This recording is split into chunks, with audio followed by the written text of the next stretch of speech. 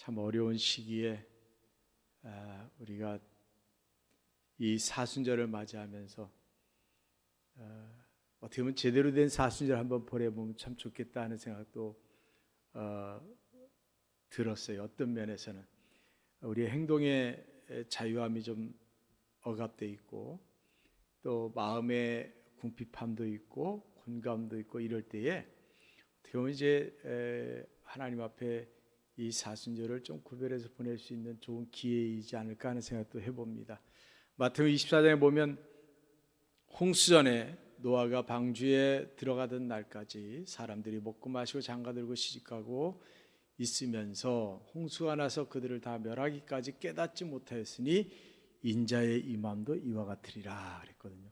그러니까 마지막 때에 대한 부분인데 하나님의 심판이 임함에도 불구하고 다 멸할 때까지 그 심판이 진행되고 있음에도 불구하고 깨닫지 못하고 있는 안타까운 현상을 말씀을 하고 있는데 인자의 임함도 이와 같다는 거죠. 주님이 오실 때도 우리들이 깨닫지 못하는 상태에서 주님의 오심이 이루어질 수 있다라고 한 때에 우리들이 하나님 앞에서 신앙생활하면서 천국을 바라고 사는 것이 주님의 임함을 우리가 기대하고 있잖아요. 다시 오시는 주님에 대해서 그 주님을 기다리고 있는 이때에 우리가 너무 분주하기도 하고 많은 일들도 일어나면서 우리가 복잡하기도 하고 그래서 마음을 다하지 못할 때가 있는데 이 사순절에 특별히 이 사순절에 그 마음을 한번 회복할 수 있기를 바랍니다. 이 교회에서는 1년에 한 번 한 차례 40일 동안 주님의 땅에 오심에 대한 기다림으로 이 40일을 구별해서 드립니다. 그게 이제 사순절이죠. 주일을 뺀 40일. 그 우리들이 이 사순절을 그냥 의미 없이 보내지 마시고 정말 하나님 앞에서 다시 오시는 주님의 임함이 다시 임할 때에 세상이 그렇게 영적으로 어두워져 있다면 또 세상의 일에 너무 취해서 주님의 오심도 구별할 수 없다면 이 사순절이라도 우리들이 한번 내 자신을 돌아보는 시간이 됐으면 좋겠다 하는 것이 오늘 말씀의 포인트입니다. 우리가 이 사순절에 생각해야 되는 부분은 두 가지가 있습니다. 주님의 고난이죠. 그래서 그 고난의 어떻게 보면 그 심적 고난의 절정이 겟세마네 동산이잖아요. 그리고 이제 십자가의 고난이 있었지만 그 겟세마네의 그 기도의 처절함이 이 사순절에 여러분에게 한번 있었으면 좋겠고 또 하나는 경건이지요. 경건. 이 사람이 위대한 사람 앞에 서면 경건해지고 또 숙연해지고 그렇잖아요. 뭔가 대단한 일을 한 사람 앞에 서면은 그의 죽음 앞이라든지 이런 데 서면은 숙연해지는 것 있듯이 우리가 나를 사랑하신 예수님, 인류를 구원하신 예수님의 그 은혜를 생각할 때에 우리 역시도 경건의 삶을 이 사순절에 구별해서 드렸으면 좋겠습니다. 할렐루야. 그래서 사순절은 40일에 40일 부활절로 해서 뒤로 주일을 뺀 40일을 이제 사순절이라고 합니다.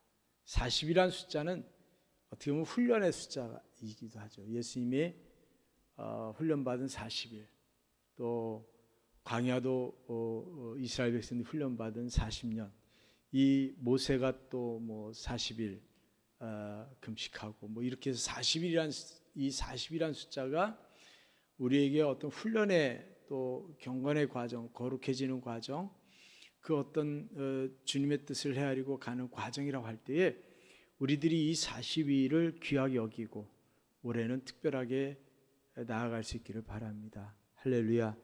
그래도 우리가 40일만 하면 얼마나 좋아요. 40년을 하라면 힘들 거 아니에요. 그 전태일 열사가 있잖아요. 평화시장에 그 분신 노동자들을 위해서 그분의 어머니가 전태일 열사가 죽기 전도 그렇지만 계속 새벽 기도를 쌓았던 분입니다. 근데 마지막 전태일 여사가 병원에서 죽기 전에 어머니한테 자기의 뜻을 좀 이어가 달라고 부탁을 하는 거예요. 이 노동자를 위한 삶을 좀 살아달라. 그래서 이제 아들의 죽음 앞에서 어머니가 이제 그렇게 하겠다고 약속을 하고 그 뒤로 40년 동안 겟세마네 기도를 드리는 거예요. 그 어머니는 집에서 잔 게 한 달 정도밖에 안 된대요. 계속해서 그 아들의 뜻을 듣고 노동 근로기준법이라든지 이런 걸 위해서 투쟁하면서 40년을 겟세마네 기도를 드렸어요. 지금 근로자들이 얼마나 많이 좋아졌습니까? 그러니까 한 사람의 그 처절한 죽음과 또 그 뜻을 이어서 그 어머니가 사실 그게 쉽지 않잖아요. 쉽지 않아요. 40년을 아들의 뜻을 받들어서 한다는 게 쉽지 않고 자기 집에서 잔 게 한 달 정도밖에 안 된다니 나머지 시간은 그냥 얼마나 처절한 투쟁을 했겠어요. 그 우리가 그냥 40일 하나님 앞에 처절한 겟세마네 기도를 드리면 된다고 생각하면 얼마나 또 감사해요. 어떤 면에서는 제가 좀 이상하게 말씀드렸는지 모르겠지만 이 40일이라는 숫자가 그렇게 길지 않아요. 긴 것 같아도. 그래서 올해는 좀 우리가 마음을 다하는 기도를 드렸으면 좋겠습니다. 할렐루야. 원래 사순절은 초대교회 신앙인들의 신앙을 본받아서 원래 유월절을 기념해서 금식을 했던 그런 신앙에서 유래돼서 금식을 하고 그러면서 경건의 삶을 살고 신령한 훈련을 하고 기도 생활하고 이런 것들이 사순절이었는데 지금은 사실 금식보다는 뭐 조금 한 끼 한다든지 이렇게 이제 좀 식사를 이렇게 제한한다든지 이렇게 좀 변형이 돼서 가고 있습니다. 무엇이 됐든 간에 이게 옳다 이게 그르다를 떠나서 우리들이 이 사순절에 뭔가 지나친 행동들 지나친 모습들을 절제하자는 거죠. 그러니까 뭐가 먹고 싶어요. 진짜 배가 터지게 먹는 거를 내가 절제하고 뭐가 하고 싶어요. 근데 너무 과한 것을 내가 주님을 생각해서 절제하고 옷도 뭐 이렇게 막 화려하게 입고 싶은데 내가 사순절에 주님을 생각해서 좀 절제한다든지 이렇게 과하게 내가 하고 싶은 것에서 지나치지 않게 주님을 생각해 내가 절제하면 그 역시도 어떻게 보면 우리가 사순절을 뜻깊게 보내는 것이 될 수도 있습니다. 그러면서 특별히 이제 두 가지를 제안하면 사순절에는 첫째로 절제가 있습니다. 절제는 우리 신앙인들이 신앙생활 하면서 필요한 것들이에요. 원래가 절제의 삶을 살아야 되는데 그걸 잘 못하니까 우리가 사순절이라도 우리들이 절제의 삶을 살자. 절제는 뭐냐면 내가 빠지지 않는 거예요. 내가 사로잡히지 않는 거예요. 내가 그 유혹에 넘어가지 않는 거예요.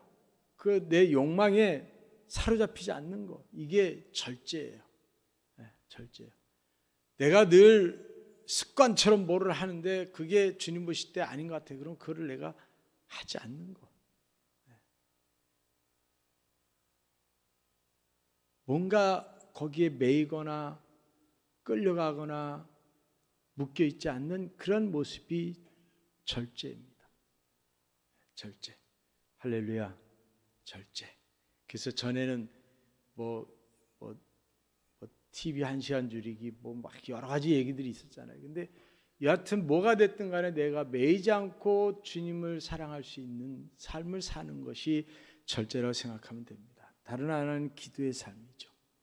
우리가 이 40일 동안이라도 우리가 단절되어 있던 하나님과의 관계를 회복할 수 있는 것, 또 내가 그렇게 좋아하는 예수님을 만날 수 있는 것, 이게 기도입니다. 그래서 기도는 꼭 교회 와서만이 아니라 내가 하나님 앞에 시간을 정해서 또 구별된 장소에서 만나는 것, 그 만남을 통해서 내가 기도를 회복해 가는 거죠. 내가 주님을 만나는 시간을 정기적으로 갖는다고 생각하면 행복해야 되는데, 그렇죠? 내가 주님을 만나는 시간을 정기적으로 정해놓고 만난다 할 때 그게 행복해야 되는데 그게 부담스러워지면 안 되죠. 장거리 연애라는 말이 있잖아요. 장거리 연애. 옛날에는 생각도 못했던 건데 사람들이 그냥 밤에 퇴근하고 그냥 한 2시간씩 운전해 가가지고 만나고 얼굴 보고 또 그 밤늦게 또 와요. 그러면서도 그것을 즐거워하고 기뻐해요. 몸은 피곤하지만. 우리가 주님을 만나는 마음도 어떻게 보면 그런 마음이 됐으면 좋겠어요. 내가 할 일이 없어서 내가 여유가 많아서 만나는 게 아니라 이 바쁘고 또 여러분들이 할 일이 많고 생각도 많잖아요. 그런 때 그 시간을 구별해서 드리는 것, 이 기도의 시간을 여러분이 한번 정해서 갔으면 좋겠습니다. 할렐루야. 그 이 사순절이 그럼 우리 믿는 사람들에게 어떤 메시지를 줄 것이냐. 오늘 15절 16절 보면 너희는 시온에서 나팔을 불며 거룩한 금식일을 정하고 성회를 소집하라. 백성을 모아 그 모임을 거룩하게 하고 장로들을 모으며 어린이와 전문자를 모으며 신랑을 그 방에서 나오게 하며 신부도 그 방에서 나오게 하고. 하나님께서 특별한 모임을 가지라는 거예요. 특별한 모임을. 그러니까 이 특별한 모임을 가지라는 건 어떤 계기를 만드는 거예요. 특별한 계기를 만드는 거예요. 이 사순절이 내가 하나님 앞에 무뎌졌던 삶, 또 첫사랑에 대한 그 약해졌던 것들, 또 내 삶의 훈련이나 거룩성에 대한 부분을 다시금 이렇게 특별한 계기를 만들어주는 게 사순절이라고 생각해요. 이 사순절에 여러분이 그걸 하는 거죠. 특별한 계기를 갖는 거죠. 그래서 첫째로 우리가 해야 될 게 뭐냐? 12절은 내게로 돌아오라 그럽니다. 내게로 돌아오라. 내게로 돌아오라. 하나님 앞에 가면 어떻게 되냐? 내가 그냥 그대로 드러나는 거죠. 있는 모습 그대로 드러나는 거죠. 그러니까 내가 나를 거울로 보는 것 같이 하나님 앞에 가면 내가 나를 그대로 드러내는 거예요. 그러니까 자신을 돌아보게 되는 거죠. 내게로 오라는 것은 내가 나를 돌아볼 수 있는 기회가 되는 거예요. 하나님 앞에 내가 나아간다고 할 때 나를 돌아볼 수 있게 되는 거예요. 자기 자신을 돌아볼 수 있는 거죠. 어떤 걸 돌아봐요? 하나님 앞에 여러분이 나아간다 할 때 뭘 돌아보겠어요? 교만했던 나를 돌아보겠지요. 자만했던 나도 돌아볼 것이고, 내가 이만큼 했어, 내가 교회를 위해서 하나님을 위해서 이만큼 봉사했어 라고 하는 그런 자부심 역시도 돌아보면 그 앞에 가면은 그게 너무 작은 것이 되고 볼품없는 것이 될 수도 있거든요. 그러니까 우리들은 평상시에 내 자신이 상당히 교만할 때가 많습니다. 사실은. 여러분 자신을 아십니까? 제가 이렇게 돌아봤어요. 하나님, 저는 누굽니까? 제가 누굽니까? 사람들이 보는 저와 제가 아는 저, 또 부모님과 형제들이 아는 제가 같은 인물입니까? 또 가족들이 아는 내, 자녀들이 보는 내 모습하고 내가 같은 모습입니까? 그러면서 어린 시절을 돌아보니까 어렸을 때부터 이렇게 자라는 걸 보니까 그렇게 별거 아니더라고요, 사람이.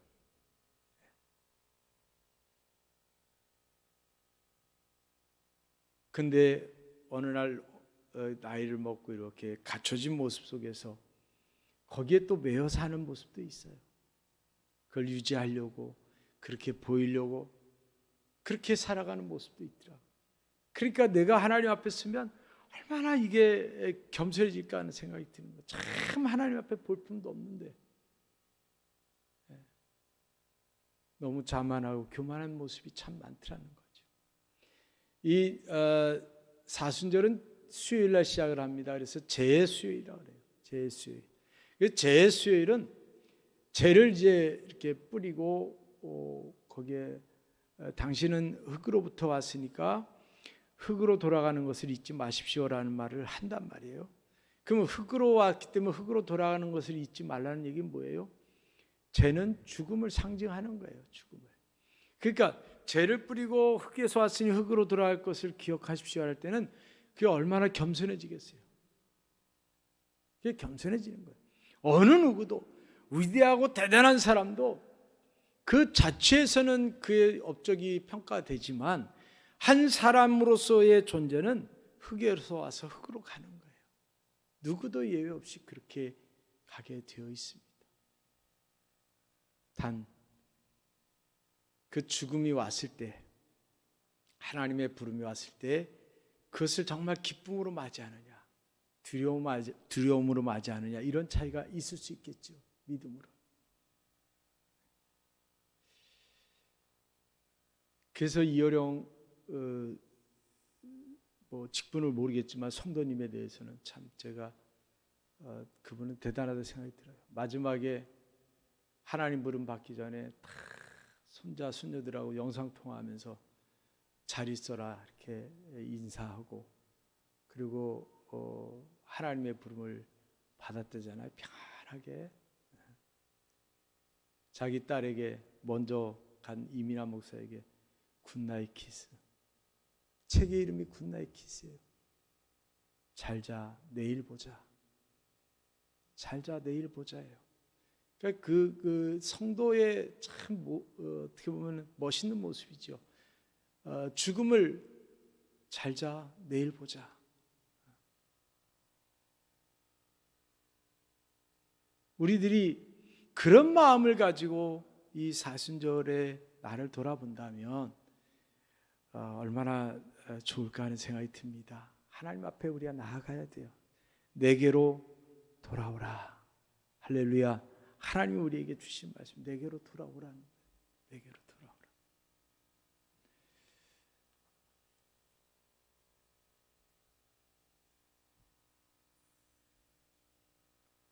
두 번째로는 참회의 삶입니다. 11절은 너희는 이제라도 금식하며 울며 애통하고. 금식과 우는 것과 애통은 처절합니다. 처절함이죠. 17절 보면 여호와를 섬기는 제사장된 낭실과 제단 사이에 울며 이르길 여호와 이 백성을 불쌍히 여기소서.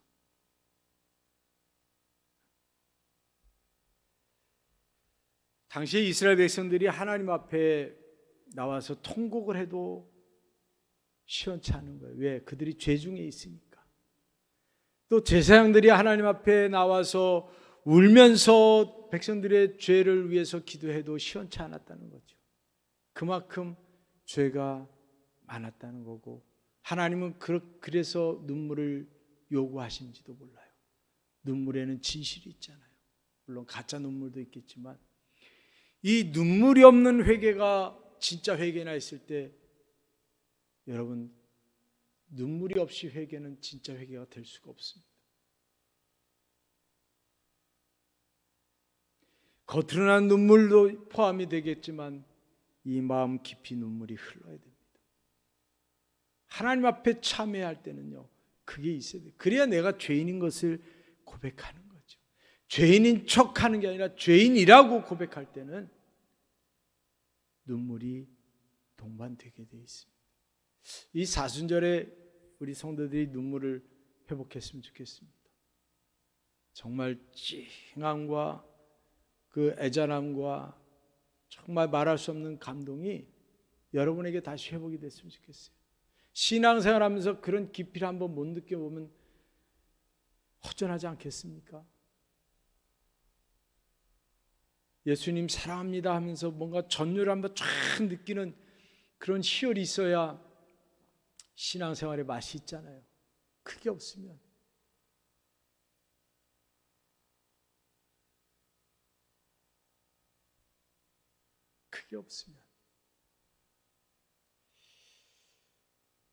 여러분이 눈물을 회복할 수 있기를 바랍니다. 그래서 그 눈물을 가지고 하나님 앞에 나아가는 거죠. 그러면서 고백하는 거죠. 주님, 제가 죄인입니다. 주님, 제가 주님을 사랑합니다. 이렇게 고백을 하는 성도가 됐으면 좋겠습니다. 할렐루야. 우리에게 눈물이 필요한 때입니다. 특히 이 세계에 얼마나 고통이 많습니까? 지금 전쟁으로 수천 명이 모르겠어요. 얼마나 죽었는지 모르지만 우크라이나 전쟁으로 많이 죽어가고 있습니다. 근데 그거는 나라가 나라를 침략한 것이어서 언론에 보도가 돼서 그렇게 나오지만 내전들이 아직도 세계 곳곳에 내전이 있습니다. 자기 나라 안에서 사상에 의해서 또 잘못된 그런 어떤 역사에 의해서 내전으로 인해서 많은 사람들이 지금도 죽어가고 있습니다. 또 종교적 갈등으로 인한 사망도 지금 많이 일어나고 있습니다. 이런 고통받는 시기에 우리가 눈물을 흘려야 될 일은 참 많이 있어요. 작게는 내 가족과 나를 돌아보면 눈물이 있고, 또 우리 나라를 돌아보면 눈물이 있고, 세계를 돌아보면 눈물이 있습니다.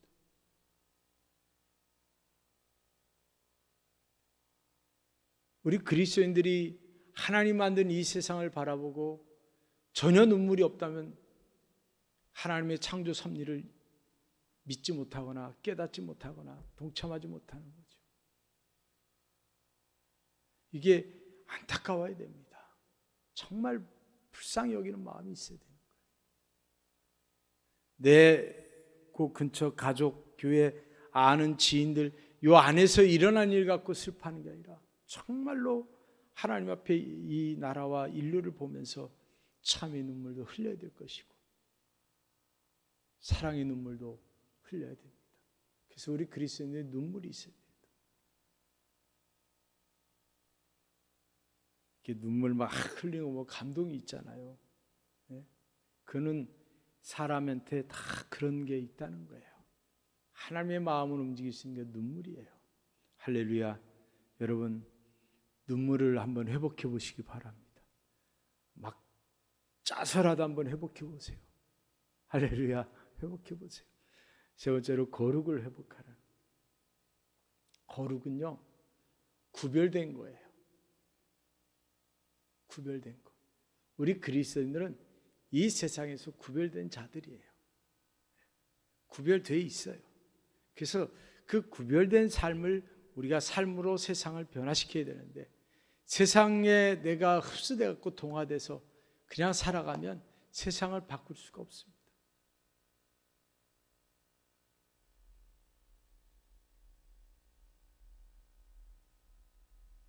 구별된 거예요.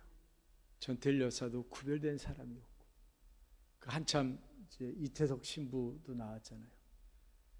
그 사람 역시도 구별된 삶을 산 사람이에요. 사람들은 어리석은지 바보인지 뭐 이런지 저런지 얘기하지만 구별된 자가 돼야 거룩을 회복할 수 있어요. 우리들이 이 땅을 살면서 마찬가지. 16절 오늘 본문에도 백성을 모아 그 모임을 거룩하게 하고 장로를 모으며 어린이와 젖먹는 모으며 신랑은 그 방에서 나오게 하며 신부도 그 방에서 나오게 하고 거룩을 회복하라는 거예요. 거룩을. 그 모임을 거룩하게 하라는 거예요. 구별하라는 거예요. 그래서 우리가 예배도 구별된 것이고 속회 모임도 구별된 것이고 선교회도 구별된 것이고 세상의 모임과 다른 거예요. 이게 같은 게 아니라 다른 거란 말이에요. 그런데 세상적인 것으로 그냥 가면 안 되는 거예요. 네. 하나님 말씀하십니다. 내가 거룩하니 너희도 거룩하라는 거예요. 내가 거룩하니 너희도 거룩하라는 거예요. 우리가 이 거룩해야 되는데 어떻게 우리가 거룩해질 수 있느냐? 여러분 거룩에 대한 뜨거운 열망이 있기를 바랍니다. 할렐루야. 열망을 가져야 돼요. 하고자 하는 것, 이루고자 하는 열망이 우리에게 있어야 되는데 이 거룩에 대한 열망이 있어야 돼요. 연어라는 동물 있잖아요. 연어, 물고기. 연어가 헤엄쳐서 태평양으로 나가는데 2년이나 5년 정도 이렇게 돼서 그 물냄새를 맡고 자기가 태어난 곳으로 돌아온대잖아요. 강원도 산골로. 태평양에서 놀다가 알날 때 되면은 강원도 산골이 됐든 어디가 됐든 자기가 태어난 데로 온대잖아요. 근데 그 오는 길이 쉬운 길이 아니잖아요. 때로는 폭포도 넘어가야 되고 뭐 장애물도 막 넘어가야 되고 막 넘어가야 되는데 자기가 태어난 곳으로 물냄새를 맡고 그곳으로 오고자 하는 열망이 크기 때문에 그 난관들을 다 그냥 넘어가는 거예요. 막 보면은 막 팍팍팍 막 뛰어서 막 그냥 막 올라가잖아요. 물줄기를 거슬려서 막 올라간단 말이에요. 우리 그리스도인들은 본향에 대한 열망이 있는 거예요. 천국에 대한 열망이 있어요. 그 열망이 식으면 그 자리에 못 가는 거예요. 우리가 그 열망을 가져야 그 자리에 가는 거예요. 여러분이 늘 천국의 맛을 보고 냄새를 맡고 천국을 향한 열망을 가지고 가야 되는 거예요. 그런데 열망이 없이 신앙생활 하는데 그 자리에 갈 것처럼 생각을 해요. 열망이 없는데 어떻게 가요? 난관이 오면 그냥 주저앉게 되고 막히면 못 간다고 이유를 대고 그냥 안 가게 되잖아요.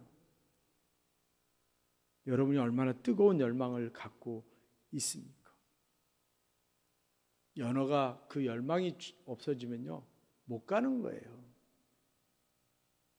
그리스도도 마찬가지 열망이 있어야 됩니다. 본향을 향한 열망이 있어야 돼요. 천국이 있어요. 천국이 있어요. 그리고 사람이 이 땅을 떠날 때는요 천국을 소망해요.